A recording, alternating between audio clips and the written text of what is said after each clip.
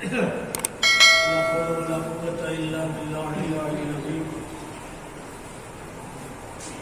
أعوذ بالله من الشيطان اللعين الرجيم. بسم الله الرحمن الرحيم. الحمد لله رب العالمين والعاقبة للمتقين والجنة للموحدين والنار للعاصين. ثم الصلاة والسلام والتحية والإكرام على سيد الأنبياء والمرسلين سيدنا ونبينا وشفيع ذنوبنا وحبيب قلوبنا وطبيب نفوسنا مولانا أبي القاسم محمد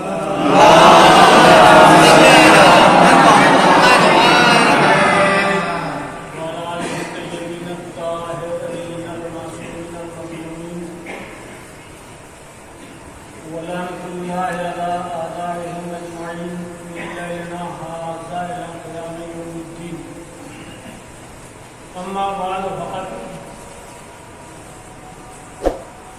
قال الله تبارك وتعالى وقوله الحق. بسم الله الرحمن الرحيم. قل لا أسألكم عليه أجرا إلا المودة في القربى. اللهم صل على محمد.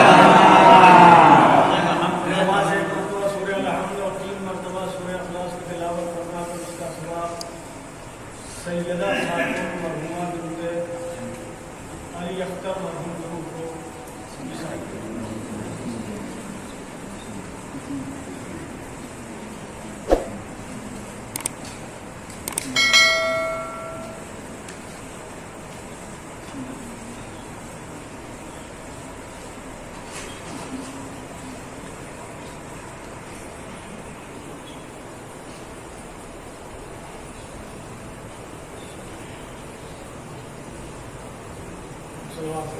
اللهم صل على محمد وعلى آل محمد.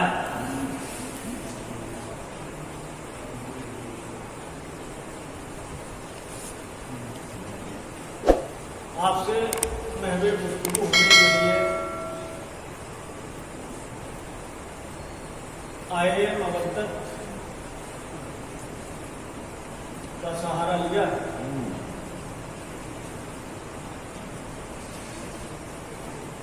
یوں تو قرآن مجید میں ساری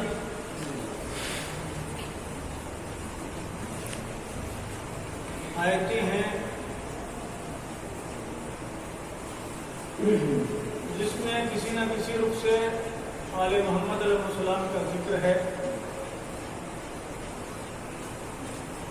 مگر ہم جیسے طفل مکتب کے لیے آئے مودت وہ آیت ہے کہ سونے کے عالم میں بھی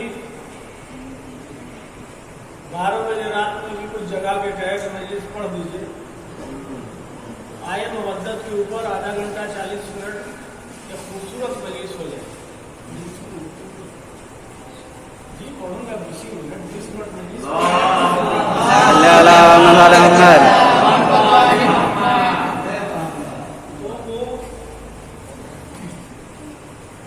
اب اس آیت کی تلاوت کے بعد آپ کو بھی انداز ہوگا کہ میرا بھی اندر سے دل چاہتا ہے کہ آل محمد کی مودت پہ کچھ گفتگو ہو.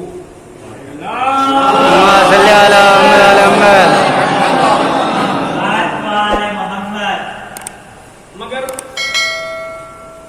آپ جانے یا نہ جانے ہمارے بزرگ جانتے ہیں میری گفتگو جو ہوتی ہے جوانوں سے اور بچوں سے ہوتی ہے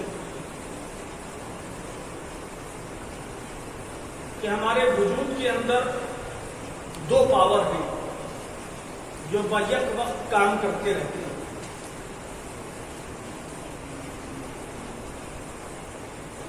ایک پاور ہے جس کا نام ہے دماغ اور ایک پاور ہے جس کا نام ہے دل. یہ دل اور دماغ دونوں اٹیچ ہیں اور یہ دونوں کام کرتے ہیں اور صحیح اور غلط کا فیصلہ اسی وقت ہوتا ہے کہ جو کام دل سے کیا جاتا ہے اس میں غلطی کے امکانات زیادہ ہیں۔ ایک بہت بڑا اشارہ بھی ہو گیا ہے، وہ کام جو دل کی چاہت پر کیا جائے اس میں پرسنٹیج خطا کے امکانات پائے جاتے ہیں، مگر وہ کام جو دماغ کے فیصلے پر ہوں اس میں خطا کے امکانات بہت کم ہوتے ہیں۔ اب اسے آپ کو ترتیب دینا کہ آپ اپنی روزمرہ کی زندگی میں جو کام کرتے ہیں وہ کتنے کام ہیں وہ دل کی جھکاؤ پر کرتے ہیں اور کتنے کام ہیں وہ دماغ کے فیصلے پر کرتے ہیں۔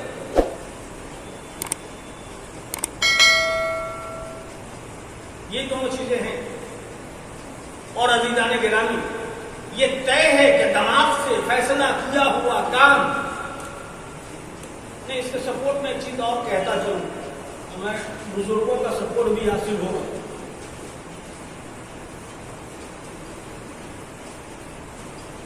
پروردگار عالم نے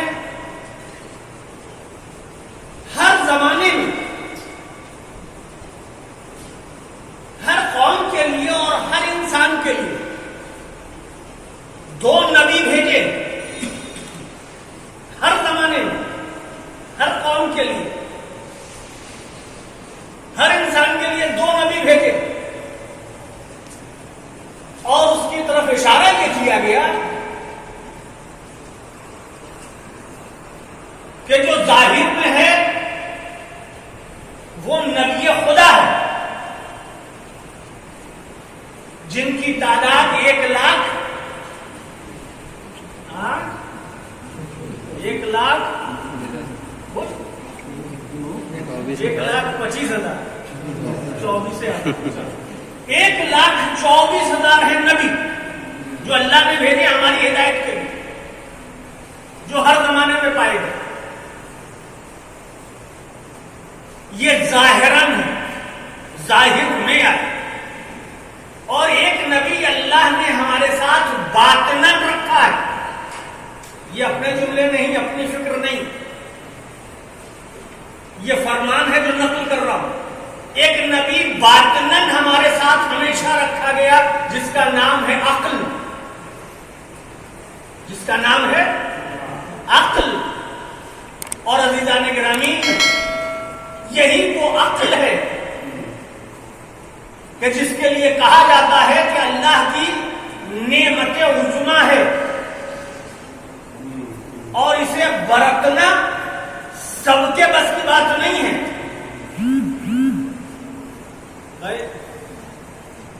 پیسہ تو سب کے پاس ہوتا ہے، مگر خرچ کرنے کا سلیقہ سب کے پاس نہیں ہوتا۔ اگر خرچ کرنے کا سلیقہ سیکھنا ہے تو صابر بھائی سے سیکھا جا سکتا ہے۔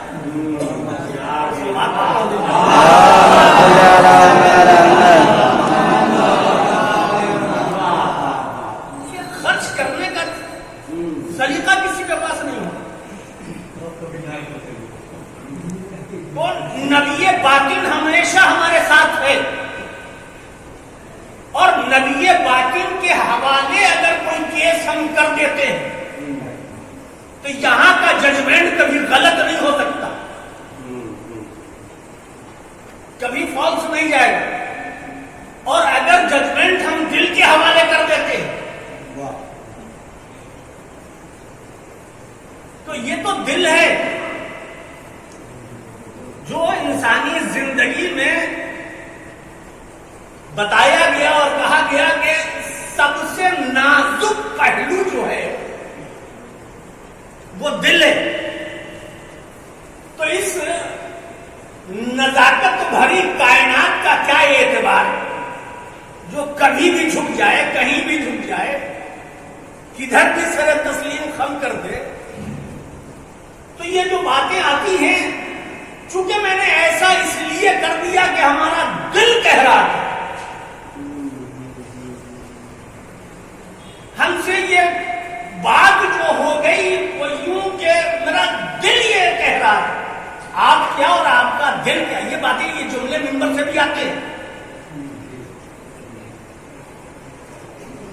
چاہے تاریخ میں ہو چاہے واقعات کربلا میں، یہاں سے بھی گردان دیا جاتا ہے. کیا ہے مگر میرا دل یہ کہتا ہے. ارے آپ کیا اور آپ کا دل کیا؟ ارے وہ بتائیے جو کتاب نے بتایا ہے، مورخ نے بتایا ہے، ربیوں نے بتایا ہے، حدیثوں نے بتایا ہے، تفسیروں نے بتایا ہے، علماء نے بتایا. وہ بتائیے آپ اور آپ کا دل. نہیں، آپ کا دل کیا کہتا ہے اس سے نہیں مطلب. اور عزیزان گرامی، جہاں دل کے اوپر فیصلے معمور کیے جائیں گے وہ یقیناً غلط ہوں گے، اور وہ فیصلے جو دماغ کے اوپر معمور کیے جائیں گے وہ کبھی غلط نہیں ہوں گے. میرا بھی دل کرتا ہے کہ آئے مودت کے اوپر کچھ مداخانی ہو جائے، مگر یہ کیس دل سے ٹرانسفر ہو کر دماغ کے اوپر جاتا ہے تو ہم اپنی پرانی لائن پر آ جاتے ہیں. ایک سلوات پڑھتے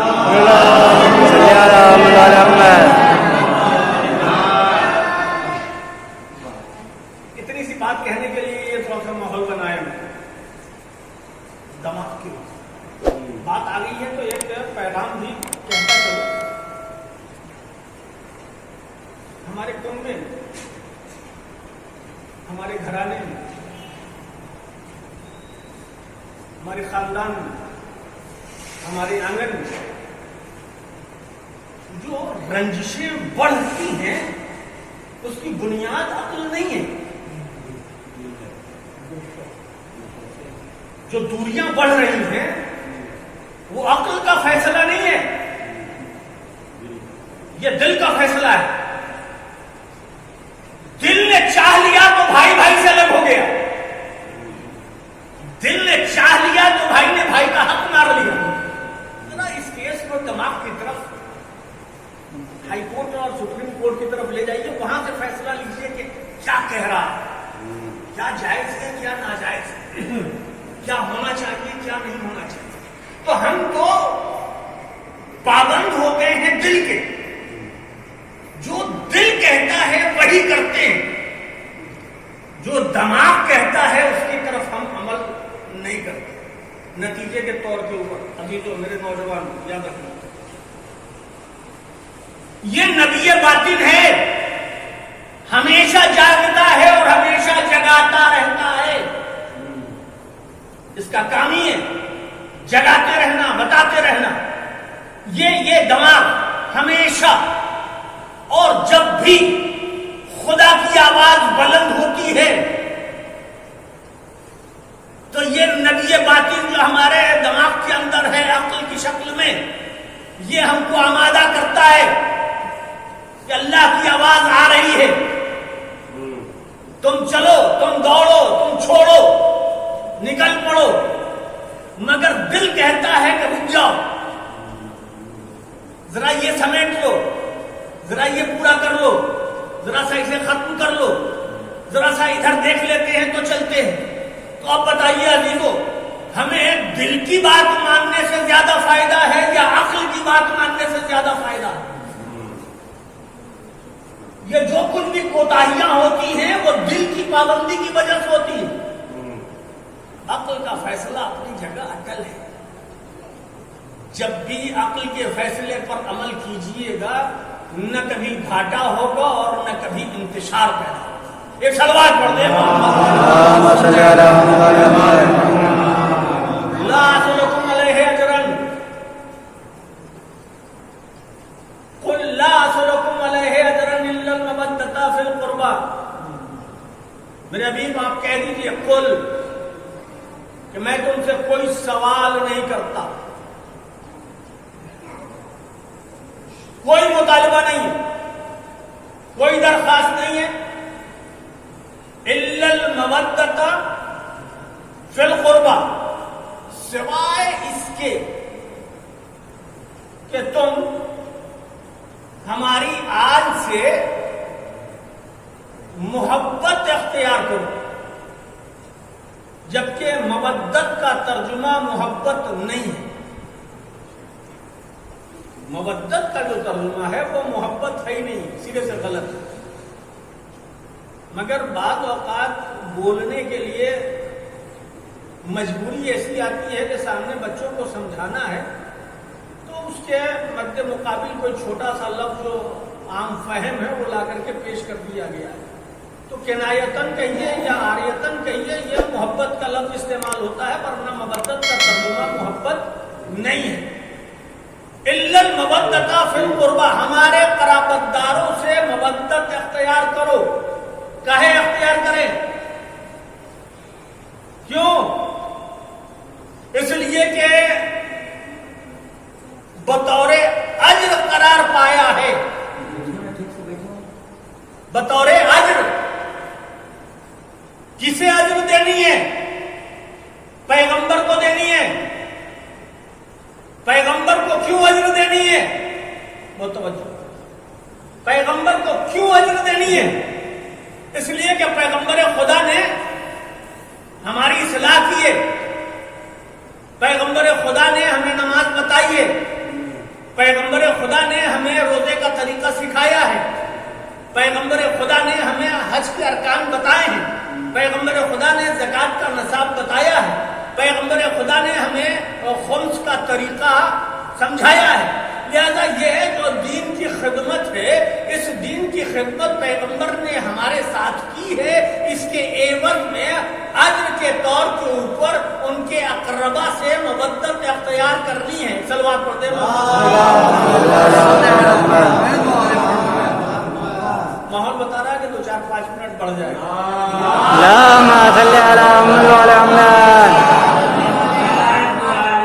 چونکہ پیغمبر نے یہ دین سمجھایا ہے, بتایا ہے, طریقہ سکھایا ہے, لہذا یہ پیغمبر کا حق بنتا ہے کہ اجر مانگے. اجر مانگے. اور ہمارے مفتی اعظم ہم جس کی تقلید کرتے ہیں ہمارے بزرگ جانتے ہیں. بچوں کے لیے اشارہ. ہم بار بار کہتے ہیں کہ بزرگوں سے ہمارا کلام نہیں, نوجوانوں اور بچوں سے. اس لیے کہ یہ بزرگ طبقہ جو ہے نا وہ ہمارے لیے دعائیں گفٹ کرتا ہے. یہ ہمارے لیے بیلنس اکاؤنٹ ہے. ان کی دعائیں ملتی رہیں گی, معاملہ سب ٹھیک رہے گا. باتیں آپ سے کرنی. پیغمبر نے کیا ہے اتنا کام, لہذا پیغمبر نے اجر مانگا ہے, اجرت مانگی ہے. اور ہم نے جس کی تقلید کی ہے, ہمارا مقلد جو بھی ہو, آقائے خوئی ہو, آقائے سستانی ہو, آقائے خمینی ہو یا آقائے خامنئی ہو, ان کا حکم یہ ہمارے لیے ہے. جیسے ہم خامنئی صاحب کے, خوئی صاحب کی تقلید پر ہیں, اور خوئی صاحب کے توضیح مسائل میں یہ بات لکھی ہوئی ہے کہ نماز پڑھانے کی اجرت نہیں ہے, قرآن پڑھانے کی اجرت نہیں ہے, مسئلہ بتانے کی اجرت نہیں ہے. میں کیا بتا رہا ہوں, ایک صلوات پڑھتے ہیں. اجرت نہیں ہے.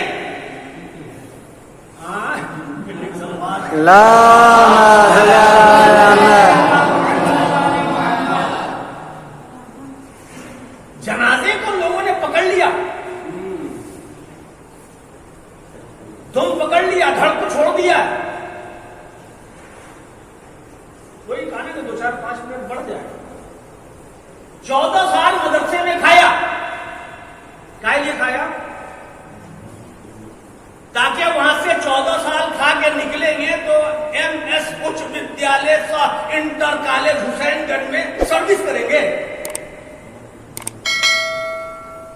14 سال کس کا کھایا؟ شمیم صاحب کا کھایا, ظفر الحسن صاحب اللہ مقاموں کا کھایا, امام کا نام کھایا.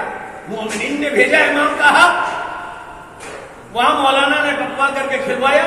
14 سال کھایا, پڑھ کر کے نکلے, آ کر کے سروس جوائن کر لی. بڑے اطمینان سے سروس کر رہے ہیں, تنخواہ مل رہی ہے, کوئی دقت نہیں ہے. میں یہ پوچھنا چاہتا ہوں یہ 14 سال کھایا کا لیے تھا, نوکری کرنے کے لیے, یا اس کھانے کا اجر ہے ہمارے اوپر کچھ فریضہ بنتا ہے. امام کا مال کھایا ہے تو کچھ ادا کرنا ہے. اب عزیزوں بس وہی ادا کرنے کے لیے بیٹھتے ہیں تو یہاں پسند نہیں ہے لوگوں کو. ایک سوال,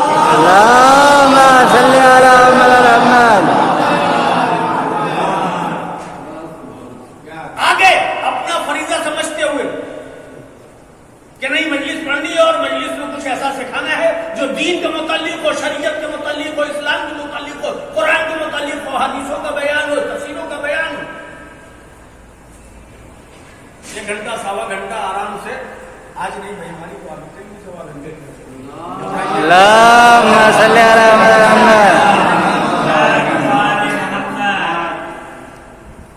پڑھ کر کے اترے بہترین دسترخوان، اور دسترخوان کے بعد جب چلنے لگے لفافے ہی بھر نہیں، لفافے کے ساتھ وہ جو جملہ نکلتا ہے، حضور یہ آپ کی اجرت، حضور اسے رکھ لیا جائے آپ کی اجرت، اور باب ایمان آپ فیصلہ کریں کہ اگر دین سمجھایا ہے، دین بتایا ہے، نماز پڑھائی ہے، قرآن کی تعلیم دی ہے، مسئلہ بیان کیا ہے، تو یہ ہمارے فریضے میں ہے عملیے کے حساب سے یا خدمت ہے؟ یہی وجہ ہے کہ زیادہ تر لوگ مجلسوں میں مسائل بیانی نہیں کرتے، فضائل بیان کر کے ایک سوال اللهم صل على محمد. پیغمبر کا فریضہ تھا کہ نماز بتائیں، آئے کہہ لیے تھے، روزہ کا طریقہ سکھائیں، زکات کا ارکان بتائیں، خمس کا نصاب سمجھائیں، حج کا طریقہ سکھایا جائے۔ پیغمبر کے آنے کا مقصد کیا تھا؟ جگہ جگہ کے اوپر آئے تو حدیث مت کھوجا کیجیے، مقصد کیا تھا پیغمبر کے آنے کا؟ کہ ہم دین سمجھائیں۔ بھیجا کس نے تھا؟ خدا نے، خدا نے بھیجا، جا کر کے دین سمجھاؤ۔ پیغمبر نے آ کر کے دین سمجھایا۔ کام کس کا لے کر کے آئے تھے؟ خدا کا۔ کام کون لے کر کے آیا تھا؟ پیغمبر۔ پہنچایا کس کے درمیان؟ خدا کے مخلوق کے درمیان، اپنی امت کے درمیان۔ جب کام اس کا ہے تو اجرت ادھر کہاں سے؟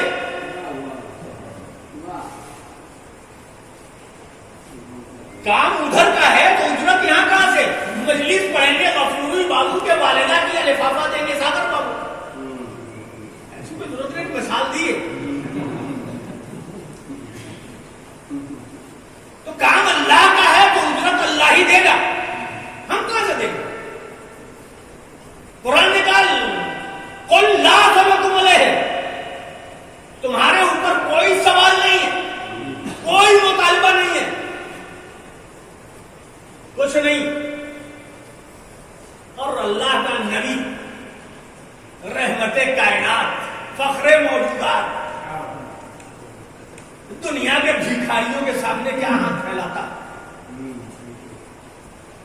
جب اس وقت لوگ دولت کا انبار لگائے ہوئے تھے کہ آدمی چھپ گیا، اس طرف کا آدمی اس طرف نہیں، سرکار اسے قبول کر لیجئے، سرکار یہ آپ کی خدمت کا اجر ہے، اسے آپ لے جائیں، یہ بس آپ ہی کے لیے ہے۔ آیت نے آ کر کے اس مسئلے کو حل کر دیا۔ نہیں، تم جسے اجر سمجھ رہے ہو، تم جسے اجر سمجھ رہے ہو وہ ہمارے نبی کے لیے اجر نہیں ہے۔ اگر اجر دینا ہے تو یہ مال و دولت کا پہاڑ نہیں چاہیے، آل محمد سے مودت چاہیے۔ سوال کر دیں آل محمد سے مودت چاہیے۔ عزیزان گرامی، پیغمبر نے دولت پر لات ماری، آل کی مودت مانگی، مگر مزاج وہی پرانا، جب ہماری بات آپ نہیں مانیں گے تو صحیح زندگی بھر آپ کی بات ہم نہیں مانیں گے۔ اللهم صل على محمد. آپ میری بات نہیں مانیں گے تو منا بشرم مثلکم، یہ ساری چیزیں آئی کہاں سے؟ آئی نہیں ہے، لائی گئی ہے۔ ہماری آج سے ہمارے اقربا سے مودت اختیار کرو۔ اگر مودت اختیار کرو گے تو ہمارا اجر پورا ہو جائے گا، اجر پورا ہو جائے گا۔ اور ارباب ایمان، اپنی باتوں کو اختتام کی طرف بھی لے جانا ہے۔ پیغمبر نے مودت مانگی ہے آل کی، اور ہم محبت کیے بیٹھے ہیں، ہم ان سے محبت کیے بیٹھے ہیں۔ کل ایک اشارہ دیا تھا، محبت کا کیا مطلب ہے؟ صرف دل سے چاہ لینا یا ان کا پیروکار بن جانا۔ جو محب ہوتا ہے اپنے محبوب کے لیے اپنی قربانیاں دینے کے لیے 24 گھنٹے آمادہ اور تیار رہتا ہے۔ یہ طریقہ بنتا ہے، محبت کا یہ تقاضا ہوتا ہے تاکہ محبوب کے نقش قدم پر چل سکے آپ، محبوب کے نقش قدم پر چل سکے۔ اور جب دنیاوی محبت کی بات آتی ہے تو انسان بھرپور چلتا ہے، محبوب کی محبت پر نقش قدم پر بھرپور چلتا ہے، اور اتنا تیز چلتا ہے کہ ماں چھوٹ جاتی ہے، باپ چھوٹ جاتا ہے، بھائی چھوٹ جاتے ہیں، خاندان چھوٹ جاتا ہے، وہ محبوب کے نقش قدم کے چلنے کے اوپر۔ عزیزان گرامی، اگر محبوب کے نقش قدم پر چلنے کا مفہوم یہی ہے تو قرآن میں آل محمد سے محبت کا تقاضا کیا گیا ہے۔ اسی انداز میں ذرا سا آل محمد کے نقش قدم پہ چل کے تو دکھا دو، تب تو سمجھ میں آئے کہ ہاں تم بھی آل محمد کے دوستدار ہو۔ ایک سلوات پڑھ دے، اللهم صل على محمد۔ اجر ادا کرنا ہے، اجر، مگر بڑی مشکل ہے۔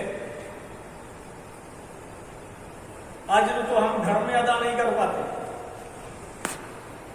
گھروا میں ہم سے اجر نہیں ادا ہو پاتا۔ جب اماں ابا کا اجر پورا نہیں ہوتا تو رسول اللہ کا اجر کیا پورا کرے گا؟ اماں ابا کا جب اجر پورا نہیں ہوا، اماں ابا کا کچھ اجر ہے ہمارے اوپر، پیدا کیا، پرورش کی، تعلیم دیا، اچھا نام دیا، عزت دی، اور جب اجر کا وقت آیا تو نہ اچھی روٹی ہے، نہ اچھا بستر ہے، نہ اچھا لباس ہے، نہ اچھی زبان ہے۔ کچھ کہہ رہا ہوں اشاروں کچھ بھی تو نہیں ہے اجر، کچھ بھی نہیں۔ والدین کے حق میں اجر ادا کرنا کچھ بھی نہیں ہے۔ نہ ہم اچھی روٹی دے پاتے ہیں، نہ اچھا لباس دے پاتے ہیں، نہ اچھی تیمارداری کر پاتے ہیں، نہ اچھی خدمت کر پاتے ہیں، نہیں ہو پاتا، ہم سے نہیں ہو پاتا۔ کیوں؟ اما جو کچھ بھی ہے انہی لوگوں کا نہ ہے۔ ابا کی چھوڑی ہوئی دولت ہماری ہے، ان کا چھوڑا ہوا مکان ہمارا ہے، چھوڑی ہوئی جائیداد ہماری ہے، سب کے اوپر اکیلے قابض ہیں ہم۔ اور جب اجر دینے کی بات آتی ہے تو ہم مجبور بن جاتے ہیں، ہم مجبور بن جاتے ہیں، اور ان ساری ملکیت کو اپنی ملکیت سمجھ بیٹھتے ہیں، جیسے اپنی گاڑی کمائی لو، اپنی گاڑی کمائی لو۔ اور باب ایمان، اجر ہم کہاں تک پورا کر پاتے ہیں والدین؟ ہاں، خالی ہاتھ ہیں، تنگ دست ہیں، والدین کا انتقال ہو گیا، مجلس 40واں کی کریں گے تو اسی شان سے کریں گے۔ ایک کیونٹل بکرا کٹے گا، لکھنؤ دلی سے مولانا صاحب آئیں گے پلین سے، بھیا سب کہاں سے کرو گے؟ ہے تھوڑا سا زمین بیچ دیں گے۔ زمین بیچی گئی، پلاؤ کا انتظام ہوا، مولانا تشریف لائے، لوگ کھائے اور چلے گئے۔ بھائی سب کا لیے کیا؟ سب کرتے ہیں تو ہم نے بھی کیا، سب کرتے ہیں تو ہم نے بھی کیا۔ تو کہ سب کرتے ہیں یہ تو دکھائی دیا، مگر ان سب میں کچھ ایسے ہیں جو اپنے ماں باپ کا اجر ادا کرتے ہیں، اجر ادا کرتے ہیں، تمہیں وہ اجر نہیں دکھائی دیا، 40واں دکھائی دیتا ہے، والدین کی خدمت نہیں دکھائی دیتی، ان کا اجر نظر نہیں آتا۔ ارباب ایمان، اپنی ضرورت پڑے لڑکے کی شادی ہے, بٹیا کی شادی ہے, کچھ ہے نہیں, بکے گا 10 کٹھا, ہوگی شادی اسی شان سے. اما اپنی ضرورت, بہت توجہ, شاید آخری بات, اپنی ضرورت آن پڑے تو اماں ابا کی زمین بیچی جا سکتی ہے. شاید آخری فکرہ, اپنی ضرورت پڑے تو اماں ابا کے نام کی زمین بیچی جا سکتی ہے. اور اگر اماں ابا کو ایصال ثواب کے لیے ضرورت پڑے کہ ان کی نماز رہ گئی ہے, ان کا روزہ رہ گیا ہے, ان کا حج رہ گیا ہے, اسی میں 10 کٹھا چھوڑ کے 5 کٹھا بیچ کے نماز پڑھوا دو, روزہ رکھوا دو, حج کروا دو, تو عزیزو یہ رائے گا جائے گا, یہی جائز ہوگا. ایک سلوات پڑھتے ہیں. اللهم صل على محمد. ضروری چیزوں پہ نظر کیوں نہیں جاتی ہماری؟ ہم دوسروں کے پیچھے کیوں مر مٹنے کے لیے تیار رہتے ہیں؟ ارباب ایمان ہمیشہ ہمارے سامنے اس طرح کے سوالیہ نشان رہتے ہیں, سوالیہ نشان ہمیشہ رہتے ہیں. ہمارے اوپر جو اجر لازم ہے وہ ہم سے نہیں ہوگا, اور جو اجر واجب نہیں ہے وہ بڑی شان سے ہم کر لیتے ہیں, بڑی شان و شوکت سے کر لیتے ہیں. مگر جو واجب ہے, جہاں عند اللہ مسئول ہوں گے, خدا پوچھے گا, اس کی فکر ہم کو نہیں ہوگی. چونکہ یہ ساری سختیاں اس وجہ سے ہوتی ہیں کہ ہمارا شمار آل محمد کے دوستداروں میں ہوتا ہے. وہاں ہو یا نہ ہو, مگر ہم اپنی زبان سے دعویٰ تو کرتے ہیں. جب دعویٰ کرتے ہیں تو ان باتوں کو تو سوچنا ہی پڑے گا, ان باتوں پہ تو نظر رکھنی ہی پڑے گی کہ ہم آل محمد کے دوستدار ہو کر کے ہم ان کے نقش قدم پر چلنے کی کوشش بھی نہیں کرتے. دشمن اپنی دشمنی سے باز نہیں آ رہا ہے, اور دوست ان کی اتباع کرنے کے لیے تیار نہیں, ان کی پیروی کرنے کے لیے دوست تیار نہیں. اب کیسے بات بنے گی؟ کیا معنی مطلب ہوگا کربلا کی قربانی کا؟ آل محمد نے جو مظالم سہے ہیں اس کا کیا معنی مطلب؟ تاریخیں آئیں تو ہم فرش ازاں بچھا کے بیٹھ جائیں, تاریخیں آئیں تو ہم محفل کر لیں, کوئی تو معنی مطلب ہوگا. بہت تفصیلی میں نہیں جاؤں, ایک اشارہ کر کے بس 2-4 جملے مصائب کے پڑھ کے ختم کر. 11ویں امام کا زمانہ, اللهم صل على محمد. پڑھتا رہتا ہوں, سکتا ہے یہ روایت پڑھی بھی. بازار میں شور ہو گیا کہ چور پکڑا گیا, چور پکڑا گیا. معلوم ہوا کہ یہ چور عام چور نہیں ہے, شیعہ ہے. کون ہے؟ شیعہ ہے. امام کے پاس خبر گئی کہ بازار میں ایک چور پکڑا گیا ہے, جس کے لیے مشہور ہے کہ وہ شیعہ ہے. زیادہ نہیں کچھ کہوں گا, امام کا پہلا فقرہ کہہ کے بعد آگے بڑھ جاؤں. امام نے فوراً کہا ہے اگر چور ہے تو شیعہ نہیں ہے. کیا بات,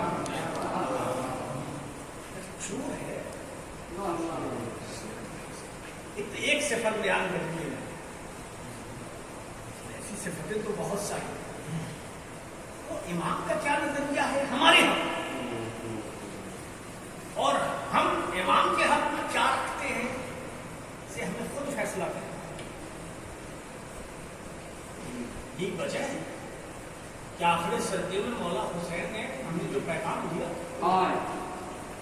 آخری سردہ تو خنجر چلنے ہی والا ہے. خدایا اس نے کیا پایا جس نے تجھے کھو دیا, اور اس نے کیا کھویا جس نے تجھے پا لیا. اگر دنیا ہاتھ سے نکلتی ہے تو نکل جائے, خدا آپ کے ہاتھ میں.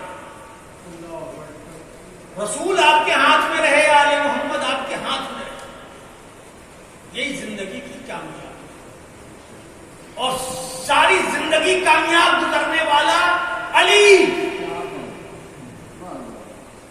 اس آخری ضربت کے بعد ہی اپنے آپ کامیاب کہا ہے، اس تو بدل کا آج میں کامیاب ہوں۔ کیا کامیاب ہو گیا؟ کہ اللہ کے راہ میں جان شہادت۔ ہمیں کچھ نہ کچھ لینا پڑے گا، کچھ نہ کچھ سیکھنا۔ تو کربلا میں جو آئے تھے سب کے سب معصوم نہیں تھے، سب کے سب خاندان رسالت سے نہیں تھے، باہر والے لوگ بھی، اور انہیں باہر کے لوگوں نے بھی ایسے مضبوط عزم اور مضبوط کردار کے مرد اور عورتیں بھی تھی۔ پوری زندگی سلام کرے آدمی تو کم ہے۔ شوہر کا جنازہ سامنے، ابھی بدن کی گرمی ختم نہیں ہوئی، جو ابھی تازی بیوہ ہوئی ہے، خیمے میں اپنے بچے کو اپنے ہاتھ سے مجاہد بناتی ہے اپنے ہاتھ سے، چھوٹا سا ماما بابا، مگر چھوٹی سی تلوار نہیں مل سکتی، بھیج دیا دشمنوں نے۔ پورا منظر آپ کی نظروں میں آ گیا، ہم نے بلوایا، پوچھا کون ہو اور کہاں جاتے؟ جس کی میت آپ کے سامنے پڑی ہوئی ہے اسی کی یادگار، کہاں جاتے؟ آپ کے دشمنوں سے لڑنے جاؤ، خیمے میں جاؤ، تمہارا بابا ابھی شہید ہو گیا ہے، تمہاری ماں اپنی بچی زندگی تمہارے چہرے کو دیکھ کر کے کاٹتی، امام خاک کربلا پر بیٹھ کر جناب مسلم اپنے غوثیہ کے جنازے کے قریب میرے بچے کو یہ باتیں، یہ کلمات سمجھا رہے ہیں کہ نہیں خیمے میں واپس چلے جاؤ۔ وہ چھوٹا سا